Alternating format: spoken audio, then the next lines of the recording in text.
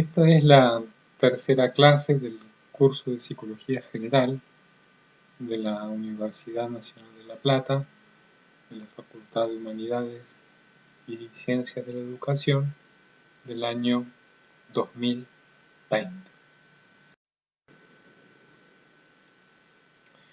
Nos habíamos planteado la tarea de caracterizar el funcionamiento psíquico a partir de un pasaje y una cuestión que era a partir de qué, cómo, dónde nace lo psíquico, es decir, a partir de la génesis, el origen de ese funcionamiento que llamamos funcionamiento psíquico. Y para hacerlo nos dábamos una serie de pasajes que llamábamos el pasaje del orgánico a lo psíquico, del movimiento a la acción, del reflejo al esquema, del estímulo a la señal, de la necesidad al deseo, del órgano a la zona erógena, del organismo al sujeto, y estos pasajes nos iban justamente a permitir cercar una cuestión que es más general, que era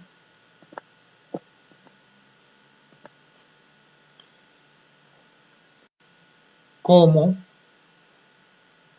y esta decíamos quizás era la cuestión más fundamental de la psicología en esta caracterización y delimitación del funcionamiento psíquico, un problema fundamental, básico para la psicología, es decir, cómo de un organismo con cerebro surgido de la naturaleza y de las leyes de la evolución emerge un sistema psíquico que es un sistema que caracterizamos como sistema de significaciones, que produce un sujeto y que se adapta a un ambiente que es propiamente humano, la cultura. De manera más amplia, decíamos, podemos caracterizar este pasaje como de un sistema neuronal a un sistema de significaciones y de manera aún más amplia, ontológica, podríamos decirlo así, de la sustancia a la significación.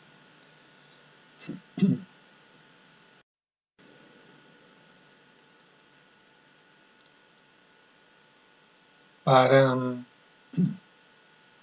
caracterizar entonces ese pasaje nos dábamos una serie de observables que delimitábamos a partir de ciertas hipótesis y por eso decíamos, bueno, de ciertos fenómenos que son del recién nacido, delimitábamos una serie de hechos ahora que organizábamos en unos observables para caracterizar en términos de una explicación. De esos observables que detallamos en la clase anterior bastante, reteníamos especialmente los 3 o 4 primeros. Este principio decíamos, si se tocan directamente los labios, lo que se observa es que succiona. El bebé succiona en la observación B. Si está llorando y se le da el pecho o el biberón, deja de llorar y no bien empieza a succionar, se calma. Y finalmente la observación C, después de haber succionado alimentándose, es observable en una succión que caracterizábamos como succión en vacío, succión por la succión o chupeteo. Es una succión que ocurre en intervalos de la alimentación, que se va siendo cada vez más vigorosa, que se repite, se sistematiza, ocupa gran parte del tiempo del bebé, sea dormido como despierto, y que esa actividad de succión se extiende a todos los objetos, no solo los comibles, y que además, por la observación de, una vez saciado el hambre, si se le intenta dar de nuevo el pecho o el biberón, lo rechaza pero continúa succionando el vacío. Las preguntas entonces que nos movían era, bueno, ¿qué mueve a cada succión? Por la observación A, decíamos la que la mueve es el reflejo. Por la observación B, decíamos la que la mueve es lo que se llama alimentación, es decir, la necesidad del hambre. Y en la observación C, decíamos, bueno, la hipótesis que íbamos a tratar de argumentar era lo que mueve a esa succión por la succión o chupeteo, es repetir una experiencia de placer, repetir el placer surgido de esa actividad de succión, ya que no hay ningún estímulo observable, como en el caso de lo que llamábamos reflejo, y tampoco hay hambre porque recién comió o por la observación siguiente que llamábamos B, rechaza el alimento. Entonces la pregunta que nos mueve en la explicación es ¿qué mueve a esa succión en vacío, succión por la succión? Habíamos dicho y anticipado que la mejor explicación era la hipótesis del placer o necesidad psíquica o deseo. Sin embargo, para argumentar alrededor de esa necesidad psíquica, deseo, y este pasaje de deslinde de un funcionamiento que llamamos del organismo a un funcionamiento psíquico, nos íbamos a detener en las explicaciones que nos sirven de base y de condición, que son las del reflejo y la de necesidad del hambre.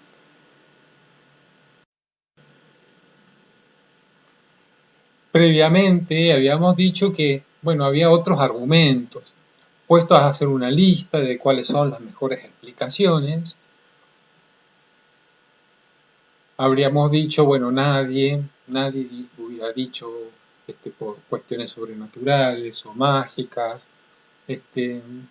para la succión, pero sin duda son argumentos que suelen estar en la mano en la vida cotidiana para fenómenos sobre todo psicopatológicos. Así decíamos que esto se decía seriamente porque en esto que llamamos psíquico habita el alma, que no es el alma griega, sino que es el alma sobrenatural que convive en nuestra cultura a partir de la interpretación religiosa iniciada en la filosofía medieval cristiana de lo psíquico.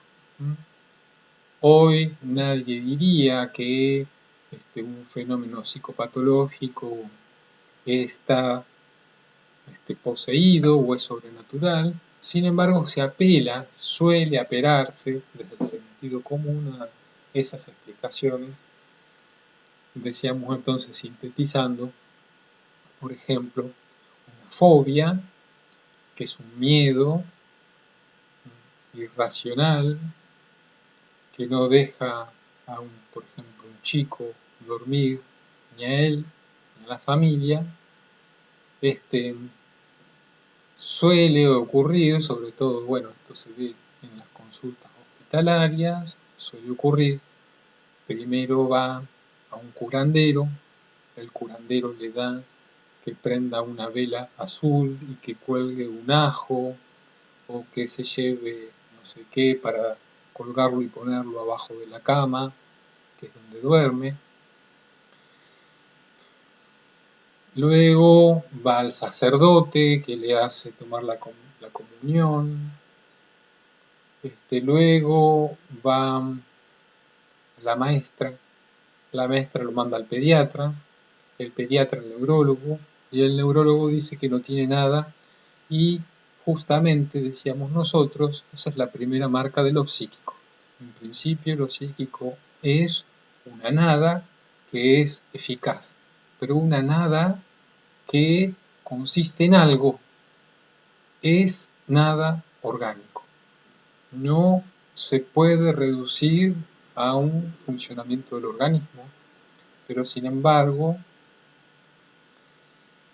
produce y tiene efectos de sufrimiento, en este caso si se trata de un síntoma. Decíamos, la psicología se ocupa de eso, que no es nada orgánico, pero que tiene una consistencia y una eficacia. Algunas de esas prácticas instituidas en la cultura, rituales, para regular fenómenos de crianza, síntomas, pueden ser eficaces, suelen serlo. Si son síntomas, claramente no, porque vuelven a aparecer. Pero si son eficaces en alguna instancia, lo son porque justamente lo psíquico está hecho de significaciones y esos rituales tienen eficacia simbólica.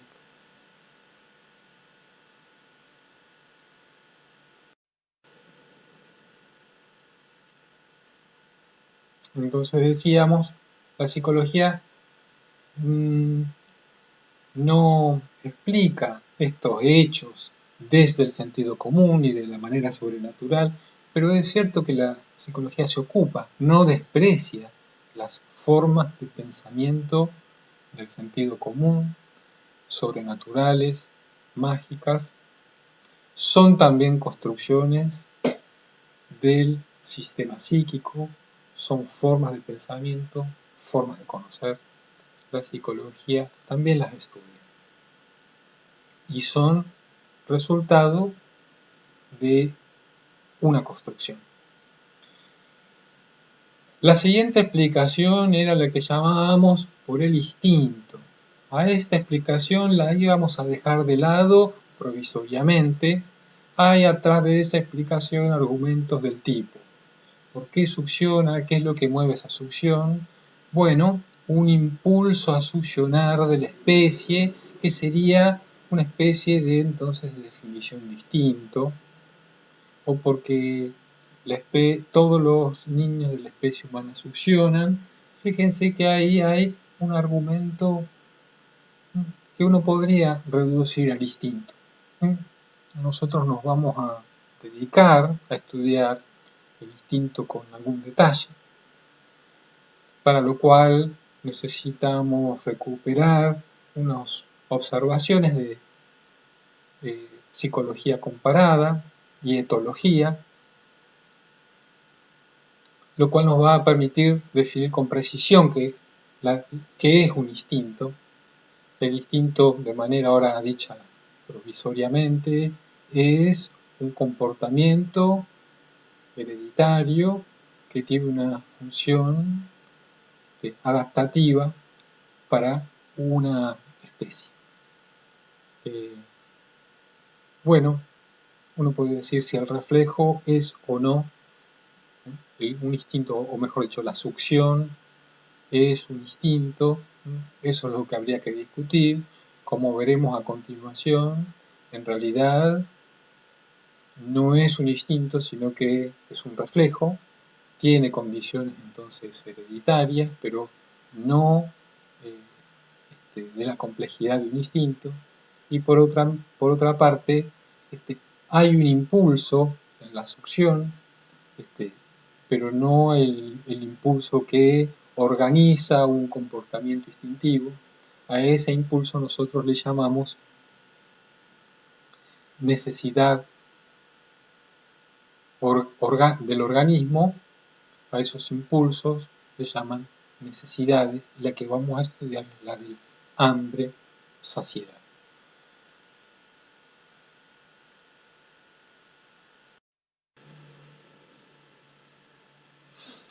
Por otra parte, nos vamos a detener a caracterizar esas condiciones del organismo, las condiciones biológicas, porque nos van a servir para deslindar el tipo de funcionamiento que llamamos psíquico y las características de los hechos psíquicos. Esas condiciones del organismo que trae al nacer nos van a permitir caracterizar entonces el equipamiento biológico del ser humano a través del reflejo y a través de las necesidades del organismo.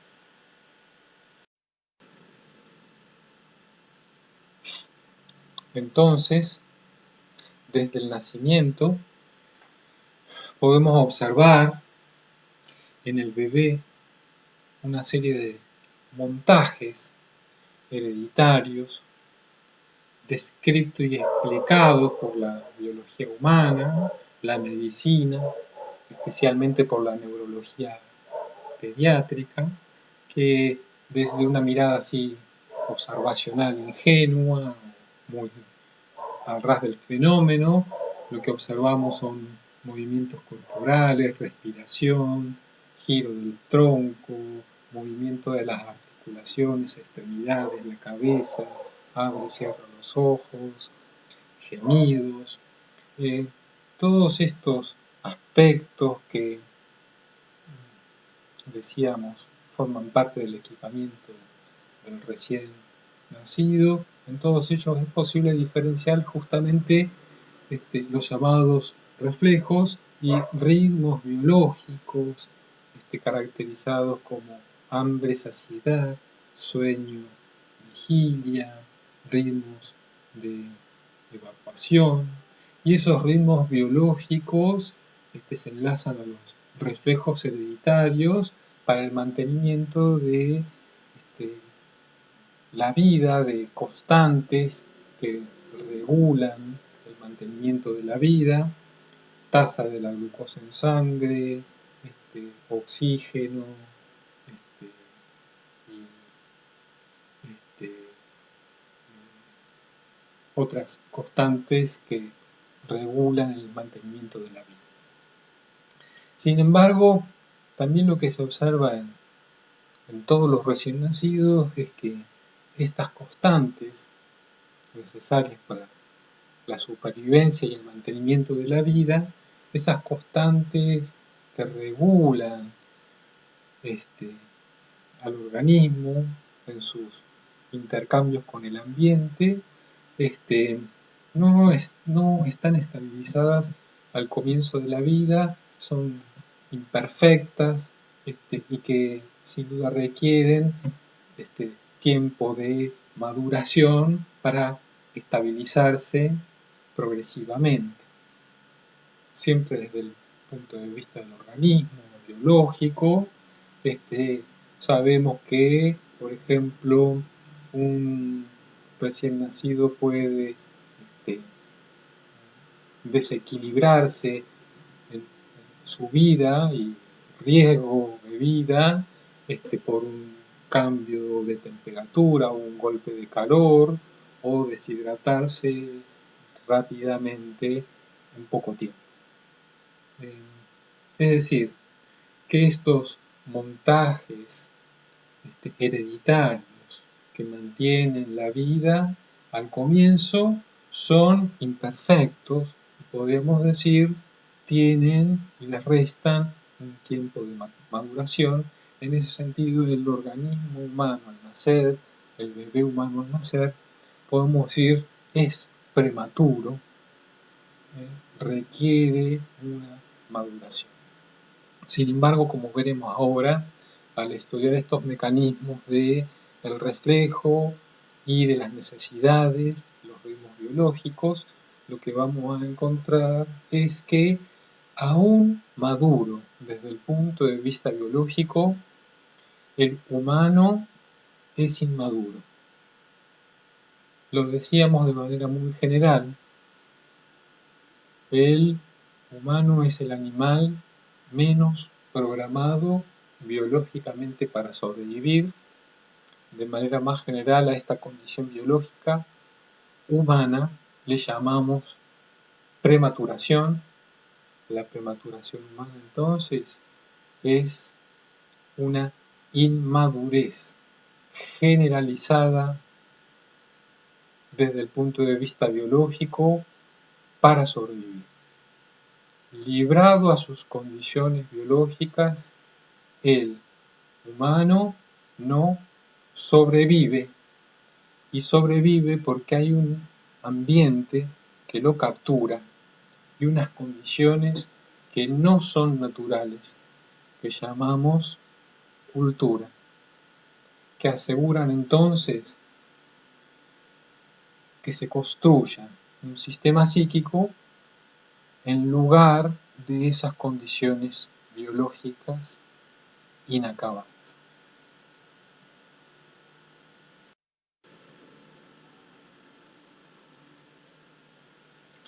Entonces, comenzamos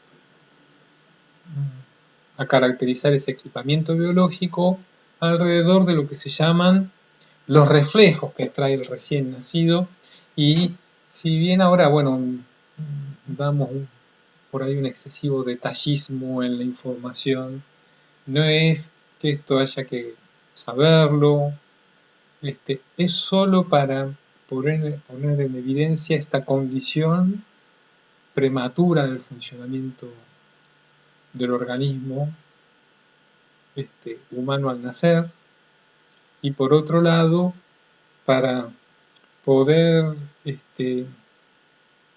dar una caracterización más exhaustiva de lo que llamamos reflejos. Entonces, nos detenemos en cuáles son estos reflejos que trae el organismo al nacer. En principio, siempre entonces están relacionados a zonas del cuerpo, dicho más propiamente del organismo. Son ciertas zonas sensoriales, por ejemplo los ojos, los más conocidos son los reflejos oculares, cierre de párpados en respuesta a la iluminación, o cierra los ojos si lo tocan, cercano a los ojos, en respuesta entonces a las variaciones de iluminación, lo que se llama contracción y dilatación pupilar, midriasis, bueno, una serie de respuestas oculares que se han caracterizado en términos de reflejo. Otros reflejos de otras zonas, digamos, del cuerpo biológico es el llamado, por ejemplo, reflejo plantar, que consiste en la flexión del pulgar del pie cuando se estimula el borde exterior de la planta del pie, y entonces lo que hace es retraer el pie, la pierna y el muslo de la pierna estimulada. Otro es el reflejo que se llama de Babinski, que consiste también en la extensión de todos los dedos del pie, y también lo interesante, bueno, de estos que vamos a mencionar ahora es que además se pierden, no persisten como los oculares o el de succión, sino que desaparecen, se llaman reflejos arcaicos, por eso. El otro es el reflejo prensil o palmar, que consiste en que si se estimula siempre en una adecuada y con la intensidad, la palma de la mano cierra 4 dedos con exclusión del pulgar, y justamente se observa que no es lo mismo el reflejo prensil que soltar, ¿no? Soltar implica otra acción. El otro es un reflejo, otros dos que son interesantes, o tres son posturales, que es el conocido como reflejo tónico cervical asimétrico, que se trata de un reflejo también postural, se considera un reflejo postural que implica que cuando se acuesta al bebé, adopta una posición de la cabeza en relación al tronco, manteniéndola rotada hacia un lado y adoptando como la posición de un espadachín acostado, rotado para un costado, liberando, digamos, la boca, como habitualmente nos posicionamos cuando dormimos, para estar más cómodos, pero esto aparece como un reflejo postural. En el recién nacido, bueno, algunos hablan de que si duerme para un costado, implica una lateralidad. Bueno, eso es toda una especie de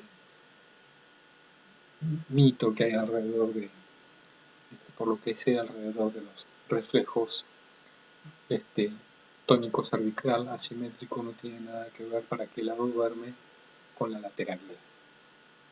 Es decir, si va a ser derecho o zurdo. El otro también postural es el reflejo llamado de Moro, que consiste en que si se lo tiene agarrado y se lo deja así bruscamente, por supuesto se lo vuelve a agarrar, ¿no es cierto? Lo que hace es extender los brazos y luego volverlos en cruz, como dicen, si se asustara, ¿no? Estas son todas lo del susto,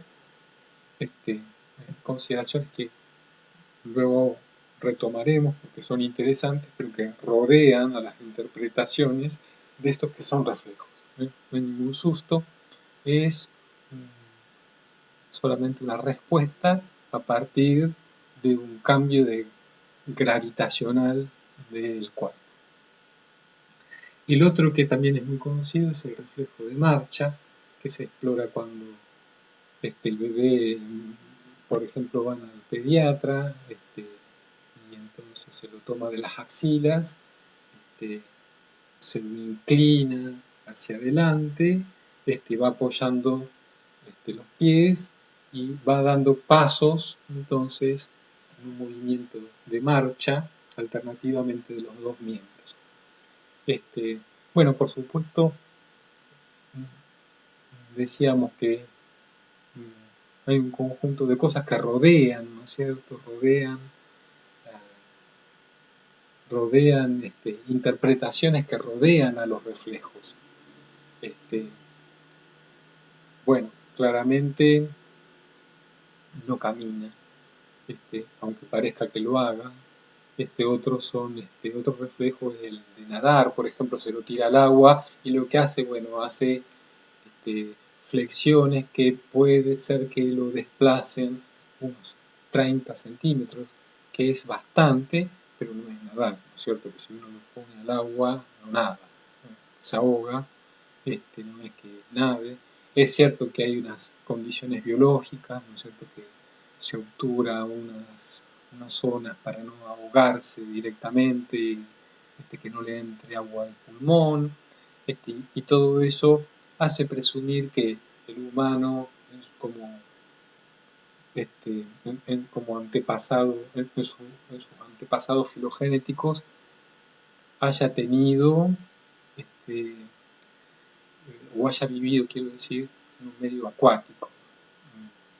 Otras condiciones que hacen pensarlo es que, bueno, no tiene pelo como el resto de los primates y tiene grasas en zonas del cuerpo que hacen pensar de que justamente vivía en un mundo, en cierto hábitat acuático. Pero bueno, eso son todas especulaciones plausibles, pero lo cierto es que ninguna de estas cosas son en sí mismas para sobrevivir directamente. En sí mismas ninguna cumple ninguna función de supervivencia. Actualmente solo son pautas motoras que terminan en eso. Es decir, que si uno lo pone a un chico a hacer el reflejo de marcha, no es que va a caminar antes, más bien lo único que va a producir es una especie de displasia de cadera, que le va a retrasar luego la marcha y la marcha posterior, digamos, con otras afecciones que no aceleran ni adelantan el caminar.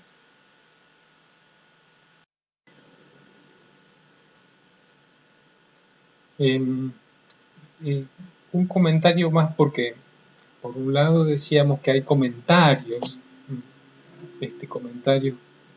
que hacen los familiares, los padres, respecto a estos reflejos.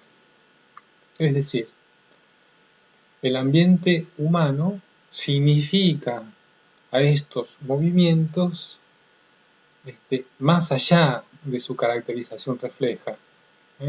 Entonces, si uno desencadena el reflejo palmar de agarrar, eso es un agarrar, ¿no? No quiere que me vaya, dice. Mirá cómo me agarra. Son comentarios que rodean y significan los reflejos. O, como decíamos, en la visita al pediatra, el pediatra lo agarra y hace que de esos pasos, y los padres en esa primera visita, bueno, sale sorprendido diciendo, bueno, el médico de una eminencia lo hizo caminar. Bueno, todos esos comentarios, cómo me agarra, mirá la fuerza que tiene, va a ser hijo de tigre, ¿no es cierto? Tiene la fuerza del padre, o mirá, no sé qué. Bueno, son todos comentarios que llaman la atención si no están. Lo interesante es eso. Es decir, que todas esas significaciones de más que rodean a el recién nacido son necesarias y habría que sospechar en caso de que no existieran.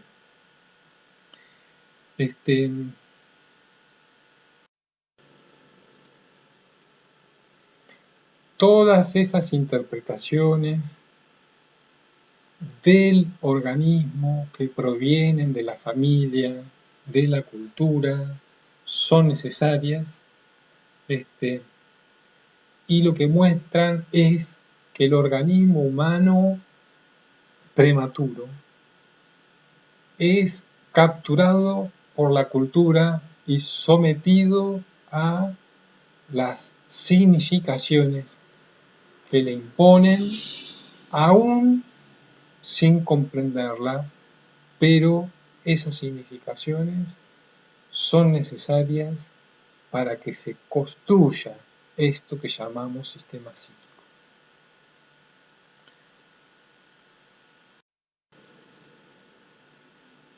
Decimos entonces, hay un organismo prematuro, equipado con reflejos y necesidades, pero la familia, estas funciones de la cultura que son constitutivas para que emerja este funcionamiento psíquico, entonces, ¿qué interpreta?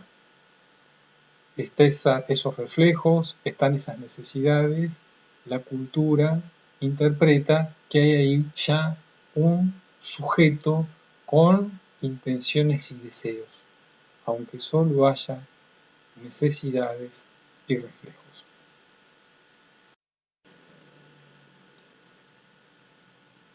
Y finalmente, decíamos claramente para caracterizar todo esto, el reflejo de succión.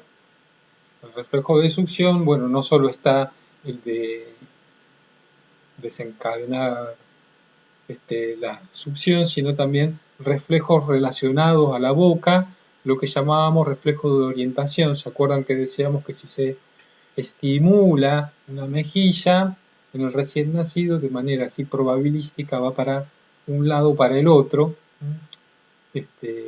y buscando, digamos, el estímulo, ¿no? Y por supuesto, bueno, ¿por qué le llamamos a todos estos reflejos Bueno, como decíamos, son respuestas automáticas del organismo ante una estimulación de segmentos sensoriales con cierta intensidad. Para caracterizar entonces un reflejo, diremos, y todo esto, bueno, surge de la biología, estas son características que a nosotros nos sirven porque justamente son condiciones del organismo para el surgimiento de la vida psíquica.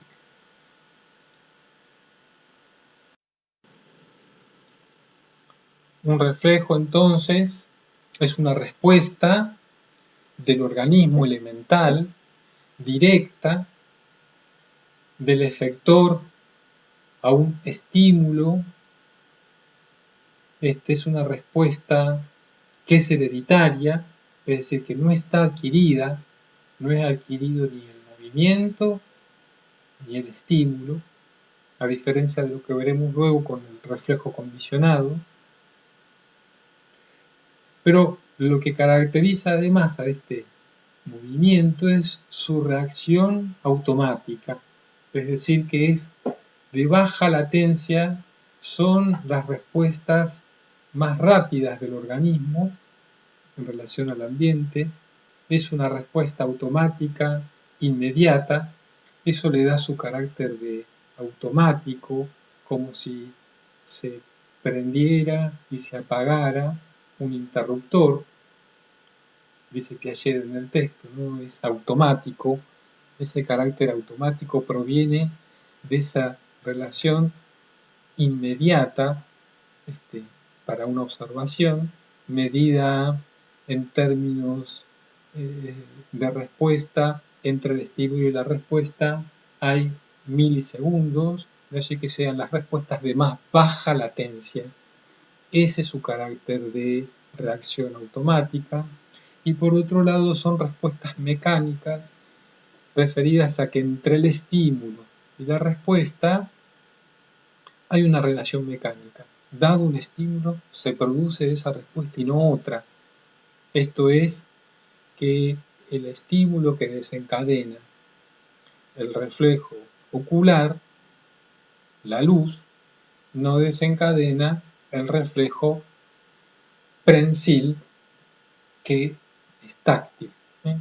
Por lo tanto, los estímulos desencadenan esos reflejos y no otros. Hay entre los estímulos y sus respuestas una relación mecánica.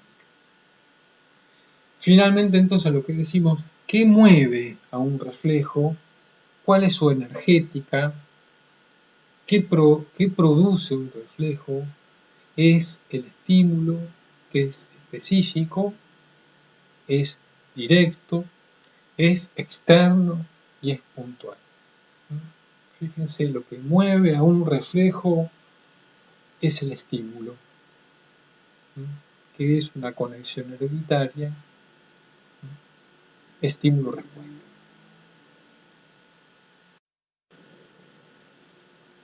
Así sucede con el reflejo rotuliano, que es provocado por la percusión de la rótula y transmite por vías sensitivas la excitación a la médula, hacia vías motrices, provocando esa respuesta motora. Por lo tanto, todos los reflejos tienen esa característica, es una respuesta innata, no adquirida, es un movimiento, una contracción muscular, también glandular, caracterizado entonces por una reacción automática susceptible de actualizarse o desencadenarse por medio de un estímulo que es externo y puntual, siempre con cierta intensidad en una zona sensorial del organismo.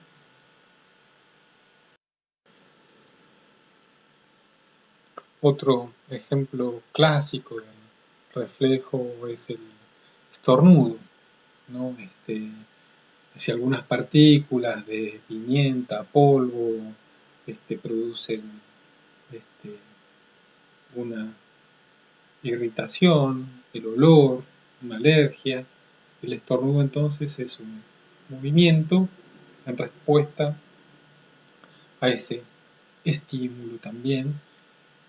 Y bueno, la biología se ha encargado de caracterizar elementos que intervienen, un receptor, que es cualquier órgano sensorial, una vía nerviosa aferente que transmite esa excitación del estímulo externa que decíamos, vías nerviosas eferentes, un efector que es un músculo o una glándula. Y por otro lado hay unas leyes que se han caracterizado alrededor del reflejo, que son del umbral, es decir, que hay una intensidad mínima, de latencia, es decir, la relación que hay entre el estímulo con la intensidad y la respuesta, la magnitud de la intensidad y la fatiga, ¿no es cierto?, que tiene que ver con que aplicada la estimulación sucesivamente, la respuesta muestra fatiga, es decir, que no se produce el reflejo, se inhibe el reflejo a pesar de que haya un estímulo. Esa sería la explicación de que si uno está estimulando constantemente, el reflejo desaparece. Es decir que, entonces, hablando con propiedad, los reflejos son unidades reaccionales, no son comportamientos, son conjuntos entonces de respuestas motrices, son las que hemos visto, que tiene un organismo a su disposición para reaccionar frente a diversos estímulos del ambiente al que es sometido. Son respuestas a estímulos específicos tales como luz, la gravedad, el contacto, son externos y puntuales, y las variaciones de la respuesta dependen únicamente de las variaciones en la intensidad del estímulo, lo que ya vimos como umbrales de reacción. El agente estimular no significa nada para el niño ni para el organismo, que no hace otra cosa que justamente desencadenar la respuesta según la intensidad. Pero tomemos un ejemplo.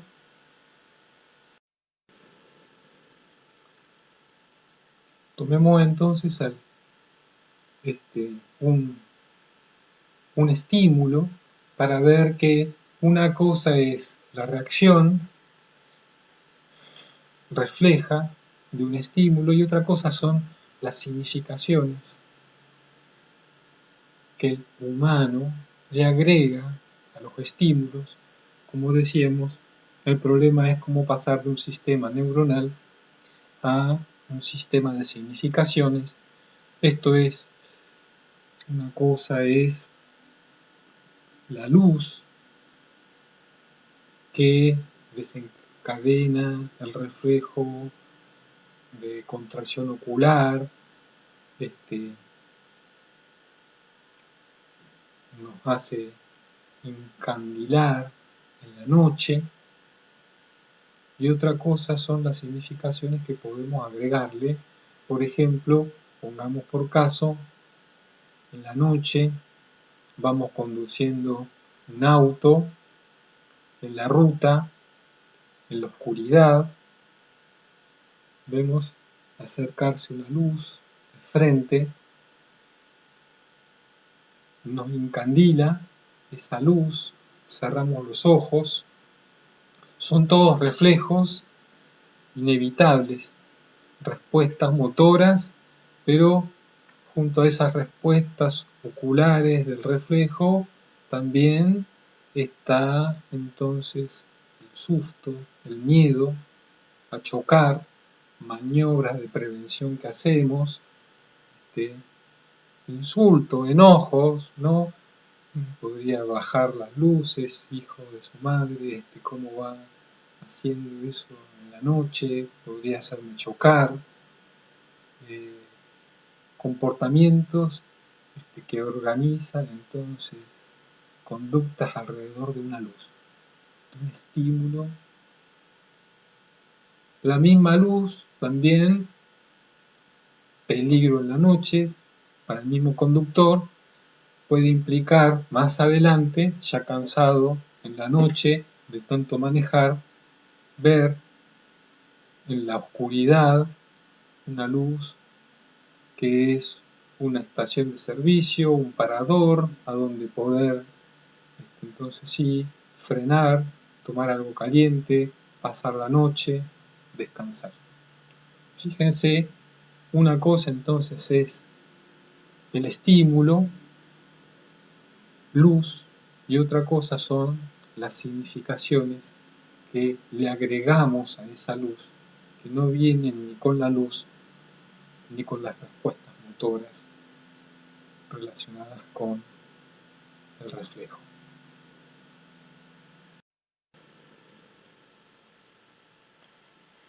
La primera tentación entonces, que surge luego de estudiar este funcionamiento reflejo, caracterizado por la biología, es tratar de explicar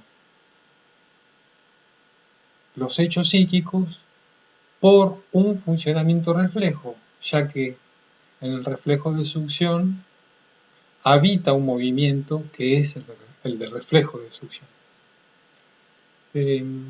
La tentación entonces es explicar ese funcionamiento psíquico por el reflejo. No lo despreciemos rápidamente porque ha habido toda una psicología que se llamó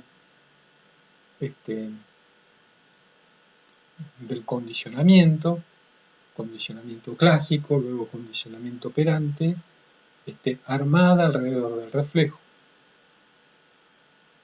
Pavlov fue el que inició esa tradición,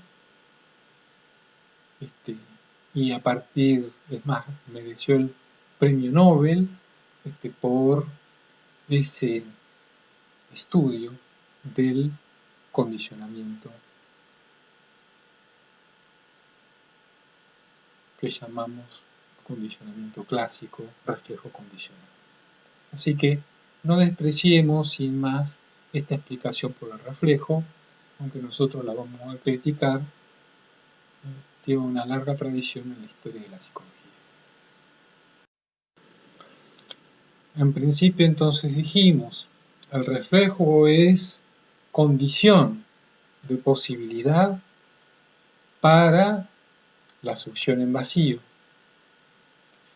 Brinda una organización hereditaria de ese movimiento, pero succiona sin estímulo. Y además, el movimiento de la succión en vacío tiene esta característica, no es mecánico ni automático, por eso decimos que es una actividad. No es una respuesta mecánica automática, es una actividad. La succión en vacío, chupeteo, usa ese movimiento del reflejo, pero de manera no refleja. Quizás por eso también se llame el ejercicio de los reflejos, el capítulo que tienen para leer de Piaget, capítulo 1, hay un uso del reflejo de manera no refleja, se usa ese movimiento organizado hereditariamente, pero con una actividad diferenciada que no responde al funcionamiento del reflejo. En general decimos entonces que siempre el funcionamiento psíquico tiene al organismo como una condición necesaria. No hay funcionamiento psíquico sin condiciones sustanciales, sin condiciones del organismo. Pero, a su vez, dadas esas condiciones, lo psíquico rompe con ese funcionamiento. Hay un uso del orgánico sin características biológicas y esa es la primera marca de lo psíquico.